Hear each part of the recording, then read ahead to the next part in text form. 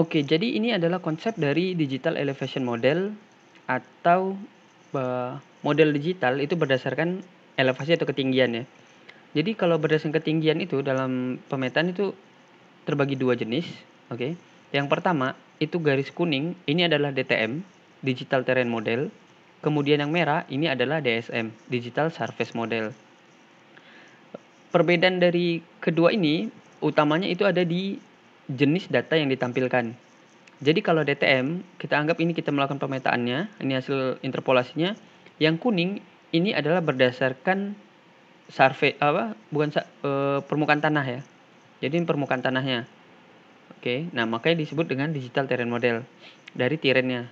Oke. Nah, kalau DSM digital surface itu dari permukaannya, bukan permukaan tanah. Dari citra satelit ini menangkap oh ini ketinggian pohon, ketinggian rumah. Oke. Jadi berdasarkan permukaan aslinya. Nah, jadi kalau di tambang itu kan biasa di hutan ya. Jadi kalau kita mengambil data DSM, kita bakal kesulitan saat melakukan perhitungan luasan area. Oke. Dan untuk pemodelan berikut karena kan ini harus land clearing nanti kan. Jadi pohon-pohon semua itu harus ditebang. Nah, jadi kalau DTM itu berdasarkan ketinggian terhadap permukaan air laut. Oke. Misal kita anggap ini garis bawah ini adalah permukaan air laut. Nah, kalau di DTM-nya, oke, yang garis kuning ini, misal di sini katakanlah 80 dan yang di daerah bawah pohon ini 60, yang di rumah ini 100, misalnya ini 120 gitu. Jadi dia ketinggian garis kuning ini setiap titik pengukuran yang sudah di-generate menggunakan misal mapping ada yang menggunakan aerial ataupun TS, RTK dan sebagainya. Oke, jadi itu berdasarkan permukaan lautnya. Jadi nggak dihitung tinggi pohonnya. Tetapi kalau DSM itu diukur berdasarkan ketinggian surface-nya. Misal ada pohon, maka yang dihitung di titik ini itu ketinggian titik pohonnya. Jadi misal yang di bawah ini tadi 70, tinggi pohon ini 15, artinya dia 85 meter. 85 meter DSM titik di sini nih. Oke, jadi kalau kita menarik interpolasi, nanti titiknya itu berseberangan dari sini jauh. Karena kan ini lumayan curam ya, artinya dari sini yang bawah ini ke sini 15 meter gitu. Dan ini biasa peta-peta ini dibikin untuk peta urban ya, peta pemetaan perkotaan. Jadi bisa dilihat kalau misal daerah ini udah daerah tinggi, nah ini masih ada daerah rendah yang memungkinkan untuk misal dibangun gitu. Nah, oke. Nah, di Surpak itu pemetaan misal konsepnya seperti ini. Ini yang lingkaran hitam ini adalah titik pengukuran. Oke, titik-titiknya. Nah, jadi ini titik 1, titik 2. Nah, akhirnya kemudian ini disebut satu dimensi. Dan garis orange ini itu adalah interpolasi dari titik-titik pengukuran yang elevasinya sama. Oke, misal di sini. Nah, ini kan elevasinya sini ditarik garis, ternyata ini ketinggiannya sama nih, 300 meter. Yang ini ditarik-tarik 325 di sini. Di dalam Surpak, satu interpolasi dengan elevasinya sama ini disebut segmen. Oke. Nah, gabungan dari segmen itu disebut string. Jadi keseluruhan ini itu disebut string. Ini 2 dimensinya ya. Nah, kemudian 3 dimensinya yaitu kita berdasarkan data X, Y, Z-nya, elevasinya dari lintang dan bujur serta ketinggian. Jadi nanti bentuknya 3 dimensi seperti ini. Kalau seperti ini kan biasanya tim geologis atau tim geodetik survei yang baru bisa interpretasi nih. Oke, oh ini di sini puncaknya tingginya di sini. Kalau misal non geologis orang ekonomis kan bingung nih. Tapi kalau sudah dibuat 3D, jadi non engineer juga bisa lihat, oh ini tinggi nih di sini. Oke. Jadi kalau misal kita mau melakukan land clearing dan sebagainya itu kita bisa mengajukannya. Oh, kali ini terlalu tinggi, mobilisasinya bakal sulit gitu. Itu salah satu tujuan pembuatan digital terrain model. Oke, jadi sudah dalam bentuk 3 dimensi. Oke, di sini saya menggunakan Surpak 2021 ya teman-teman. Nah, di sini preview tampilan awal ya. Jadi ini ada menunya, ini adalah toolbar, kemudian ini navigator, tempat file-file kita menyimpan atau mau download import. Kemudian ada legend. Jadi legend ini string, ini pewarnaan ya. Jadi kalau string atau garis-garis kumpulan dari segmen seperti yang saya sebelumnya bicarakan bahwa pewarnaannya seperti ini kodenya. Kalau 1 itu default, 2, 3, 4, 8 merah, 9 dan seterusnya gitu. Kemudian kalau udah DTM atau 3D-nya, ini pewarnanya. Kalau kita mau pakai kode 1 itu warna coklat, 5 itu warna hijau, 6 warna kuning, 8 warna merah. Oke. Kemudian di sini ada properties. Propertiesnya adalah file-file yang kita klik di sini ya, yang aktif di navigatornya. Oke. Kemudian ada layer. Layernya adalah tempat kita menggunakan layer aktif di sini. Jadi layer yang aktif itu yang mana nanti. Oke. Nah, oh ya, untuk menu dan toolbar kalau mau disamakan seperti ini ya. Jadi kalau mau ke toolbar tuh klik kanan, toolbar. Nah, di sini. Oke, ini bisa di pause kalau mau disamain sama toolbar dengan yang saya aktifkan. Oke. Nah, kemudian ini susunannya seperti ini. Kalau mau disusun toolbar ya, karena nanti beberapa langkah itu kita langsung pakai toolbar ya. Jadi nggak dari menu-menu di sini. Kalau misal kita kan mau buat misal blok model ke sini ekspor gitu. Atau ke edit dan layar. Kalau ini dari toolbar langsung dari sini aja. Oke, kalau udah kita mulai, yang pertama di Surpak Nickel ini kita buat folder baru dulu. Oke. Oh ya, ini kalau di folder Surpak Nickel kita klik kanan, ini ada tampilannya set as work directory, open in folder Windows Explorer, new folder, refresh. Ini ada cut, ini ada copy, ini ada paste, ini rename, delete dan properties. Jadi kita buat folder baru dulu 01 DTM. Jadi kita buat setiap langkah-langkahnya itu masing-masing folder ya, supaya nanti kita sistematis pembelajarannya teratur. Oke. Nah, kemudian DTM ini kita aktifkan dulu sebagai work directory. Jadi, kalau ini udah diaktifkan di folder ini, semua langkah yang dikerjakan di layar ini itu akan disimpan di folder sini. Oke. Dan ini topografi DXF. Oke, data cat-nya ini kita cut. Oke, kita pindahkan ke folder DTM. Oke. Nah, jadi kalau mau buka ke sini itu bisa klik kanan open atau mau ditarik ke dalam seperti ini. Nah, ini adalah data cat, data yang didapatkan dari tim surveyor ya. Untuk data IUP kita, izin usaha pertambangannya. Nah, ini kan datanya DXF. Nah, kita harus ubah ke format string supaya kita bisa proses lebih lanjut. Oke. Nah, kalau udah seperti ini, oke. Nah, ini kan masih kayak ini kan tajam ya, lancip. Nah, itu saya lebih senang semua itu diubah ke string dulu caranya. Oke. Jadi kita surface-kan dulu create DTM from layer. Oke, perform breakline test ini langkahnya itu adalah untuk mengecek apakah dia ada garis yang berpotongan atau tidak. Oke, tapi biasa kalau udah dapat dari tim surveyor itu datanya udah bersih ya. Jadi ini kita bisa checklist saja supaya proses langsung. Ini kita apply. Nah, jadi seperti ini DTM-nya. Oke. Nah, ini kita save dulu. Topografi. Oke. Nah, kemudian ini kita reset graphics. Oke, sekarang kita lihat kalau DTM-nya seperti ini. Ya kan? Nah, tapi kalau kita mau lihat data topografi kita ini, nah ini kan masih sharp ya, lancip ya. Nah, kita mau smoothing dulu nih supaya lebih bagus. Oke, jadi caranya itu kita ke surface, kita ke contouring, kita smooth string and layer. Oke. Nah, ini string. Oke, string ini kan keseluruhan dari segmen. Ini kan satu segmen. Nah, keseluruhan ini namanya string. Jadi kita pakai string 1 sampai 999 dan segmennya 1 sampai 999. Oke, jadi number of line segment ini powernya. Jadi untuk melakukan interpolasinya. Jadi smoothingnya kita pakai SP-line dan interpolation. Oke, jadi kita pakai SP-line. Powernya kita pakai 3. Oke. Jadi kita akan melihat pakai power 3. Jadi nanti kita akan compare semuanya. Oke, nanti di GIS itu bakal dijelasin metode penarikan interpolation line segmentnya. Jadi SP line interpolation dan kan ada lagi nanti metode interpolasi ada kriging, co-kriging gitu. Itu banyak. Itu penarikan titiknya. Oke, jadi SP line kita apply. Oke, ini sedang diproses ya di smoothing konturnya. Jadi sedang proses smoothingnya untuk mendapatkan hasil supaya nggak sharp, jadi lebih smooth gitu hasil garisnya.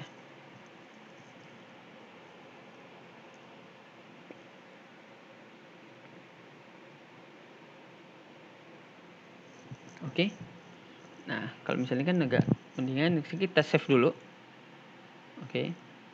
Nah, ini kita file namanya kita ganti. Tadi kan pakai SP-line. Oke. Dan ya salah satunya di Surpak ini kalau spasi itu kita pakai underscore ya. Jangan dipakai spasi karena beberapa proses nanti langkahnya itu ya nggak bisa kalau filenya terbacanya pakai spasi. Jadi kalau pakai underscore itu semuanya pasti bisa diproses. Kita apply. Ini kita reset graphics lagi. Oke. Karena kan ini filenya yang udah di S9 ya, udah di smoothing layer. Oke, kita masukkan lagi yang default lagi, yang data awal, yang string. Kita contouring lagi, kita smoothing sama 1/999, cuma metode yang kita ganti ke interpolation. Oke, sekarang kita apply. Oke, sekarang kita save. Ini kita pakai interpolation. Oke, ini kita apply. Nah, kalau sudah di sini, sekarang kan kita udah punya 3 nih, ya kan? Kita reset graphics. Ketiga-tiganya ini, jadi kalau mau klik satu-satu file itu gini, klik topografi, tahan kontrol, tahan kontrol. Tapi kalau mau langsung sampai bawah, topografi, klik shift di keyboard, tahan sampai sini, kemudian klik kanan, ataupun di drag ke dalam juga bisa. Ini kita open semua. Oke, nah sekarang kita akan ganti pewarnanya dulu, supaya kita bisa nanti ngeliatnya gampang ya. Oke, nah topografi interpolationnya kita ke edit, kita ke string, renumber of range. Nah, jadi stringnya itu dari 1 sampai 999 kita ganti ke warna 2. Artinya interpolation kita pakai string warna 2 yang kita lihat dari legend tadi. Kita apply. Oke, nah ini kalau pewarnanya seperti ini. Kita view. Nih, toggle treat background. Nah, jadi kalau nomor 2 itu ternyata di warna hitam. Ya kan? Oke, jadi kita ganti lagi. Oke, supaya kita bisa lihat string renumber of range 1 sampai 999 kita pakai warna 3. Apply. Nih. Oke, jadi toggle view-nya kita matikan lagi. Nah, ini warna nomor 3. Oke, kita save, apply. Yes. Kita hide dulu, kita balik ke sini lagi. Ini kita aktifkan ya. Jadi checklist hijau ini menandakan layer yang sedang aktif. Oke, yang di sini. Kita tampilkan topografi S9-nya. Nah, kalau dari toolbar di sini. Oke. Renumber range of string dari sini 1 sampai 999. String-stringnya tadi kan kita udah pakai 3 ya, sekarang kita pakai 4. Kita apply. Nah, ini warna hijau. Ini kita save dulu. Oke, S9 kita apply. Kita pilih yes. Nah, sekarang kita view semua karena kita mau lihat hasil dari smoothingnya. Kita cari yang agak jauhan ya. Nah, misal di sini. Ini kan tajam. Oke. Kalau ini topografi, nah ini kan ada yang lancip-lancip. Jadi kita nanti bisa ngelihat mana yang mau kita pakai. Oke. Ini yang original. Ini yang SP-line. Dan ini yang interpolation. Oke. Jadi ternyata nah yang di sini. Oke. Mau kita lihat, nanti kita tentukan kita mau pakai yang mana. Oke. Misal kayak di sini. Nah, ini SP-line. Nah, seperti ini. Oke. Jadi kalau misal kita putuskan, kayaknya yang data dari tim surveyor juga lebih oke gitu. Pakai yang ini, topografi ini. Oke, pakai ini aja deh gitu. Ini kan udah kita DTM-kan. Jadi kita udah pakai data yang awal. Oke, jadi proses itu nggak ada benar, nggak ada salah. Cuma di mana proses yang bisa dipertanggungjawabkan. Oke. Walaupun kita bilang seperti ini. Wah, ini lancip nih, datanya bagus kok. Ada yang juga bilang nggak bagus. Nanti tinggal dimana untuk mempertanggungjawabkan hasil ini saat pembuatan main plan-nya. Oke. Nah, jadi kalau kita anggap kita pakai yang ini, oke. Nah, ini kan datanya udah. Cuma kalau misal kita seperti ini kan kita bingung nih mau ngeliatnya seperti apa. Ya kan? Nah, kita akan buat pewarnanya dulu berdasarkan dari elevasi terendah dan elevasi tertingginya. Kita ke display, kita ke surface or solid with color banding. Oke, ini karena layer 1 yang aktif ini cuma topografi DTM, jadi cuma ini ya yang dipakai ya. Nah, kemudian object range, resource range ini masih kosong semua. Kita banding type-nya yang kita pilih. Ada yang non. Non ini artinya banding type-nya nggak pakai metode apapun ya. Jadi warnanya masih warna default ini. Kemudian ada band specific size. Oke. Jadi jumlah band yang mau berapa, jumlah warnanya mau berapa. Jadi bandnya misalnya kita pakai 6. Jadi dari yang terendah sampai tertinggi itu dibagi 5. Dan warnanya kita mau pakai berapa warna? 5. Oke. Kemudian saya biasanya lebih sering pakai set number of bands ya. Jadi kita pakai number warnanya 5. Jadi titik terendahnya biru, titik tertinggi merah. Nah, sekarang kita mau lihat dulu nih. Biru dan merah ini di warna apa gitu. Jadi caranya itu kita ke inquire, kita report layer extents. Nah, di report layer extents ini kita bisa lihat nih. Ternyata Z minimumnya itu 827 dan paling tinggi 856. Artinya ini kan yang paling tingginya itu ketinggiannya sekitar cuma 29 meter ya. Kan 29 meter ketinggiannya. Jadi kalau 29 kita anggap aja 30 dibagi 5 itu masing-masing per 6 meter. Oke, kita ke display, kita surface solid curve bending, number of bandnya 5. Jadi kan tadi 30 dibagi 5 itu biru ini 0 sampai 6, cyan ini 6 sampai 12, 12 sampai 18 hijau, 18 sampai 24 nih kuning, 24 sampai 30-nya sampai 29 itu warna merah. Oke. Jadi kalau udah kita apply. Nah, jadi kita bisa lihat nih, ternyata yang ketinggiannya maksimal itu cuma daerah sini. Dan tadi paling rendah itu di sini. Oke. Nah, di sini toolbar-toolbarnya. Jadi kalau misal kadang itu kita di sini nih. Nah, kalau udah gini ngeliatnya, wah mau dirapikan gimana? Jadi kita kayak gini. Oke. Zoom to data extent. Jadi dia akan centering layar. Oke, jadi ini juga tampilannya kalau mau sumbu YX-nya seperti ini plan view-nya. Ini ZX-nya. Oke, ini ZY-nya. Oke. Untuk persiapan data DTM-nya cukup sampai di sini. Oh iya, saya lupa tadi kasih tahu ya. Jadi kalau misal kita mau open topografi ini, kita mau lihat ini kontur ketinggiannya berapa gitu. Jadi kalau kita mau tampilkan itu kita ke edit, kita ke segmen. Kita ke display, ke point, atribut. Oke. Nah, ini topografi biarkan string range sama segmen range biarin karena kita mau nampilin semua. Description file number kita ganti ke Z karena kita mau lihat elevasinya. Oke, text elemennya biarin kiri, position of text segmentnya kita ganti centroid. Kalau all point itu semuanya muncul. Kalau first point dia cuma mulai dari titik awalnya aja. Kalau centroid itu cuma di tengah-tengah. Oke. Jadi kita apply. Nah, seperti ini. Oke. Nah, itu kan memunculkan. Kalau mau nonaktifkan dari toolbar itu klikin sini. Ini kan ada yang ini. YZ. Nah, Z ini kita klik di sini. Oke. Nah, kita apply. Oke, dia udah menghilangkan garis tuh. Oke, untuk penampilannya cukup sampai di sini untuk tahap pembuatan DTM atau Digital Terrain Model. Sekarang kita buat folder baru 02 database. Oke. Database kita jadikan direktori kerja dulu. Sekarang kita akan cek dulu database, ke edit, view table. Kita lihat misal Asai. Oke, kita play lagi. Nah, data saya udah ada semua nih. Yang pertama itu kita buat folder baru 03 bor geologi. Oke, bor geologi jadikan direktori kerja. Jadi kalau kita udah punya makro, kita tinggal klik kanan, kita open. Oke, udah berhasil kan semuanya. Nah, jadi untuk penamanya kita bisa cari di sini BH32, BH34, BH35.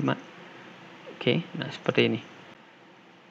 Oke, setelah kita berhasil membuat dan menampilkan database-nya, data bor geologi ini, sekarang kita akan mengenerate lapisannya. Oke. Jadi kita akan membuat perlapisan, kita akan pisahkan antara lapisan top limonite, bottom limonite, top saprolite, bottom saprolite, dan top bedrock sampai bottomnya bedrock. Jadi salah satu langkah mudah atau langkah cepatnya itu kita cuma perlu membuat top limonite, top saprolite, dan ini ya, top bedrock serta bottom bedrock. Oke. Tapi pastikan dulu bahwa semua data bor ini kita memiliki ketiga jenis litologi ini. Oke. Jadi kalau misalnya kita nggak yakin, kita buat masing-masing nih. Top limonite, top saprolite, bottom saprolite, top bedrock sampai bottom bedrock. Oke. Tapi biasanya bedrock ini nggak masuk lagi ke dalam pemodelan karena bedrock ini udah dianggap sebagai disposal atau waste-nya ya. Oke, jadi nggak dilanjut untuk pemodelan sampai bawah. Tapi ada juga beberapa yang tetap membuat pemodelan ke bawahnya untuk mengetahui keseluruhan dari bentuk model dari bor geologinya. Untuk ini kita nggak buat untuk bedrocknya ya. Jadi kita cuma buat top limonite sampai bottom saprolite. Jadi kita akan generate nih top limonite, top saprolite, dan bottomnya saprolite. Oke. Jadi yang pertama kita buat folder dulu. Di folder baru 04 per lapisan. Oke. Nah, ini kita jadikan direktori kerja. Ini dari sampai ke sini ini batasnya limonite. Dari hijau sampai merah ini batas saprolite. Merah sampai ke coklat ini bedrock semua. Kita buat folder baru dulu. Oke, new folder 05 solid model. Oke, udah selesai sampai pembuatan solid model. Oke, yang pertama itu kita buat dulu folder baru 06 block model. Oke, ini kita jadikan direktori kerja. Untuk pembuatan blok awalnya udah selesai sampai di sini. Kita bikin new folder 07 atribut. Oke. Ini kita jadikan direktori kerja. Jadi kalau kita klik di satu blok di sini, atributnya masih 0. Oke. Kita klik yang di kuning. Ini udah limonite, nikel. Oke. Jadi yang pertama kita lakukan yaitu kita buat folder baru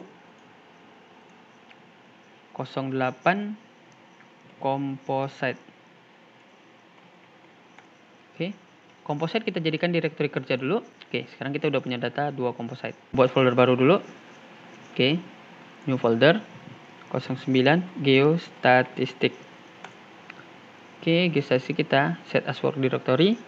Pada sebelumnya kan kalau kita buka ke block model atribut, oke, view atribut for one block. Kalau kita klik di sini, ini kan kosong, ya kan? Nah, ini constraint ini kalau kita cek atributnya itu datanya udah lengkap. Oke, seperti sini. Nih, udah lengkap nih kan, nikelnya 1,6. Kita akan membuat folder baru. Oke, kita kasih nama 10 sumber daya awal. Oke, ini kita jadikan direktori kerja. Kita ke blok model, kita ke report. Oke, nah ini kita kasih nama volume sumber daya awal. Kita copy aja, kita paste di sini. Ini .NET-nya kita ganti ke CSV ya, supaya nanti kita bisa langsung buka pakai Excel dan hitung stripping rasionya. Oke, kalau kita menggali yang sampai bawah.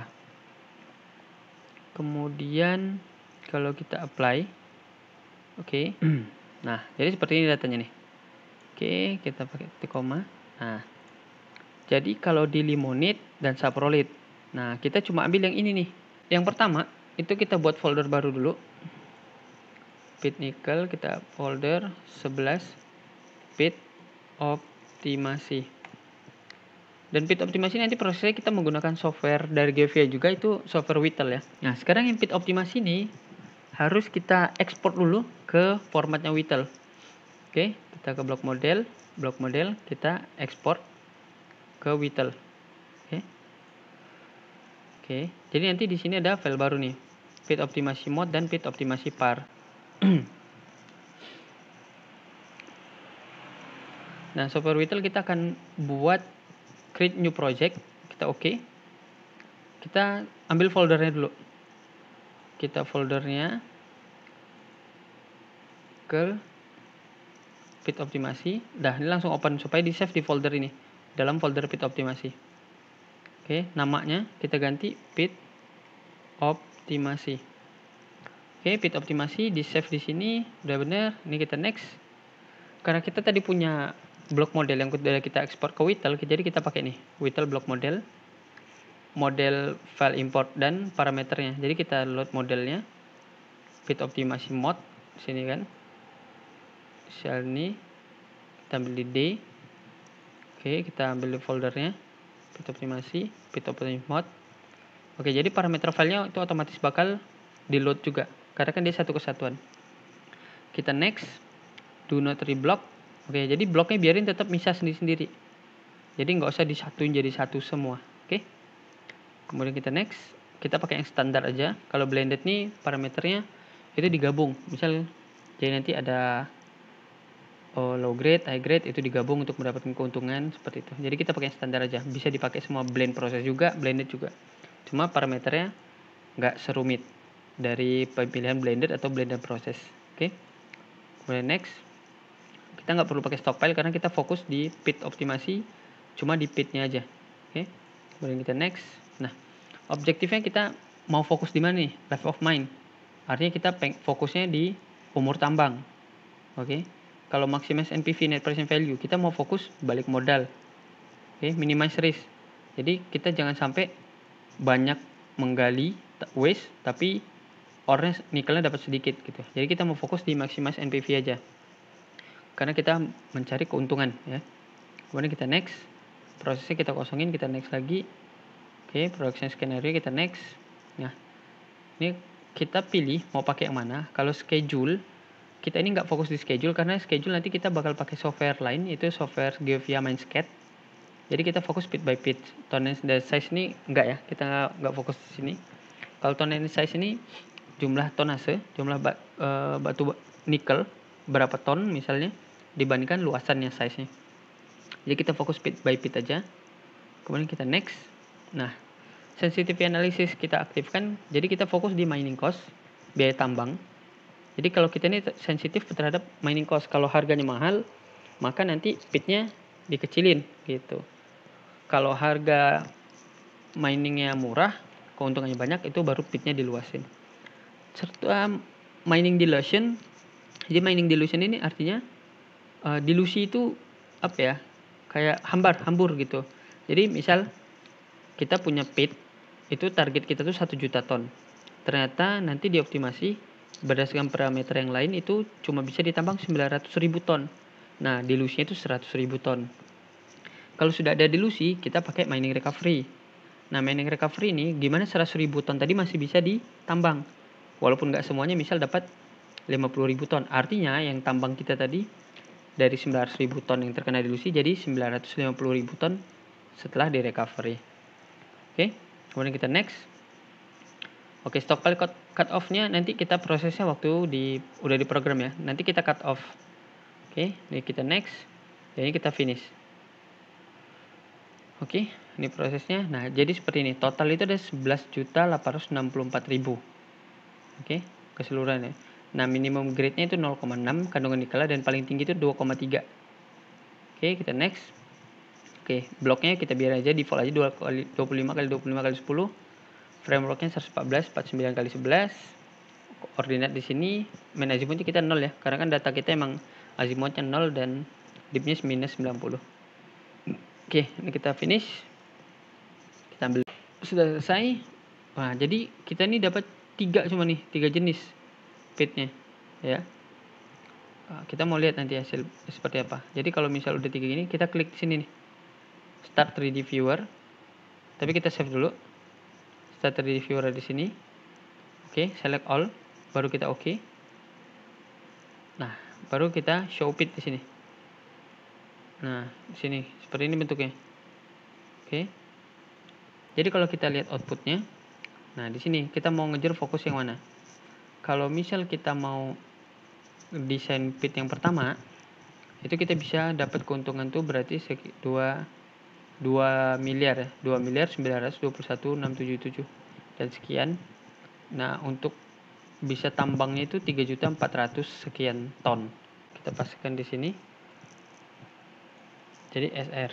Nah, jadi semuanya itu rata-rata 1,23 surveying ratio. Artinya, sekarang kita akan ambil pit cell-nya. Oke, jadi pit cell-nya kita optimalisasi pit cell. Kita klik kanan, other. Oke, kemudian kita ekspor DXF. Oke, jadi kita ambilkan tadi yang nomor 1 ya. Nah, ekspor ini kita ganti namanya jadi pit optimasi 1. Jadi nanti kalau misal pit cell-nya banyak, 1, 2, 3 dan sebagainya, itu bisa penamanya diurut gini. Ini hasilnya nih, DXF. Kalau kita buka, nah seperti ini bentuk pitnya nanti kita, ya kan. Berikutnya baru kita akan mendesain pit berdasarkan guideline pit limit ini. Nah seperti ini, ya kan. Nah ini ada benchnya, ini bermnya bench. Nah ini jalannya dari sini. Nanti semakin ke atas semakin nanti baru bisa kelihatan. Oke, sekarang ini kita pakai ultimate pit, ya kan. Ini ultimate pit design. Apply. Yes. Oke. Nah, jadi kita ini punya 2 pit nih, 2 stage. Ya kan? Nah, seperti ini kan udah memotong topografinya. Jadi kalau kita gini, nah sekarang kita akan buat constraint. Nah, kenapa ini nggak ada bloknya? Karena ini udah nyampe ke permukaan. Nah, sekarang ini yang mau kita hitung, berapa kandungan nikel dari desain pit yang kita buat. Apakah menguntungkan atau enggak. Oke. Nah, sekarang kita akan menghitung jumlah sumber daya yang ada dari desain pit kita. Sama sebelumnya kita ke blok model kita report. Kemudian ini kita hitung for ultimate pit. Oke, ultimate pit kita copy, kita paste. Ini kita pakai CSV ya, supaya kita bisa menghitung pakai Excel. Standar kita apply. Oke, nah ini hasilnya. Oke, nah sekarang gimana kita menghitung SR-nya dari desain pit kita, ya kan?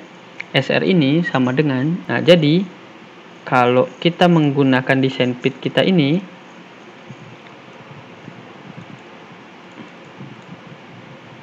nah kita untuk mendapatkan 1 ton nikel itu kita harus mengupas 1,61 bang kubik meter dari waste-nya atau low grade-nya. Kita buat folder baru dulu, new folder 13 disposal. Oke, disposal kita jadikan direktori kerja dulu. Nah jadi kan kalau ini topografi awalnya, kalau kita tambahkan disposal, kita pengen tahu cut and fill-nya berapa. Harusnya disposal itu kita nggak melakukan cut atau nggak melakukan galian, tapi kita cuma melakukan timbunan. Jadi kalau topografinya udah ada, disposal limitnya udah ada, baru kita hitung.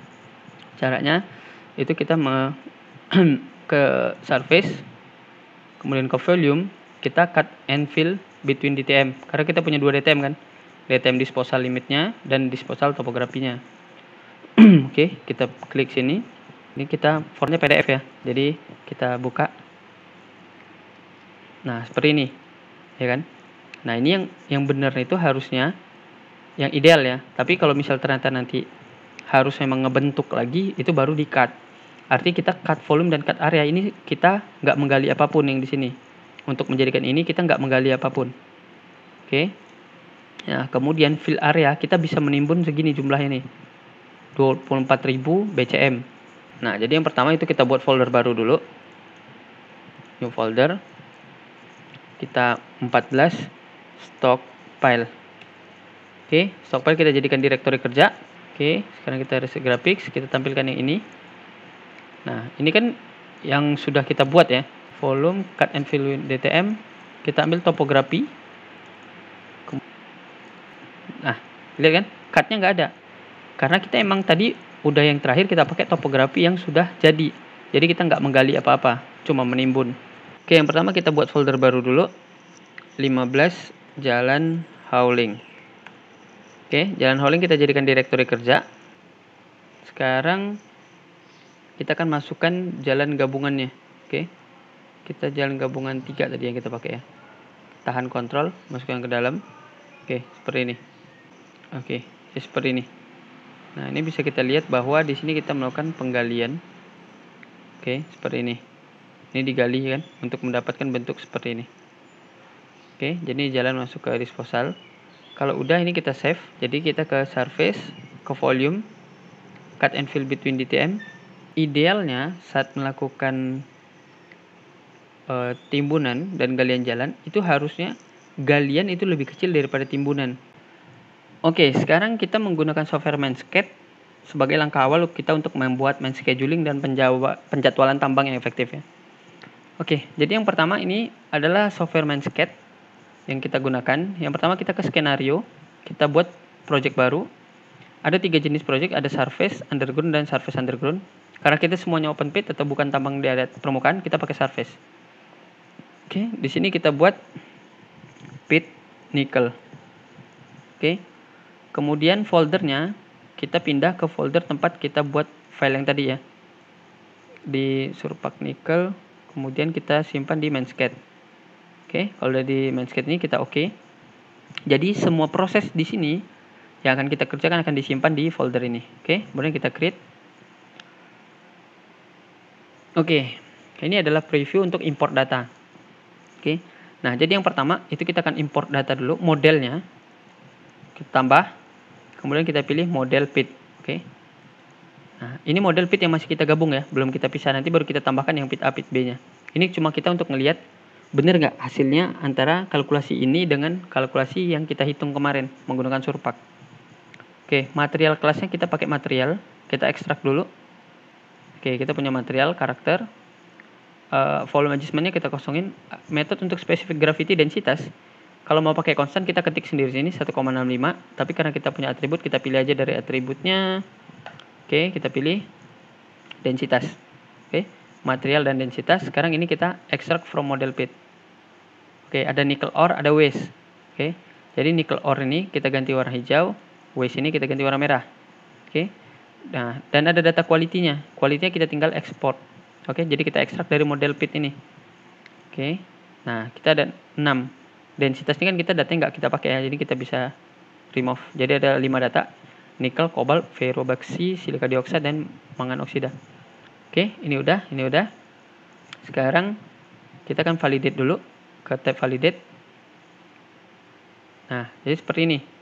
Oke, dia ada waste, ya kan? Nah, kalau kita lihat dari modelnya nickel ore, kan kita validate. Sekarang kita update all model. Nah, jadi ada ini nickel ore, kita klik sini. Nah, ini waste-nya 2 juta, nickel ore-nya 1.068. Kalau dalam satuan ton, nikel itu 1.763.000 ton. Dan ini adalah rata-rata kandungan dari quality-nya. Oke, jadi simulasi pertama seperti ini. Nah, ini per bulan, per 3 bulan tadi.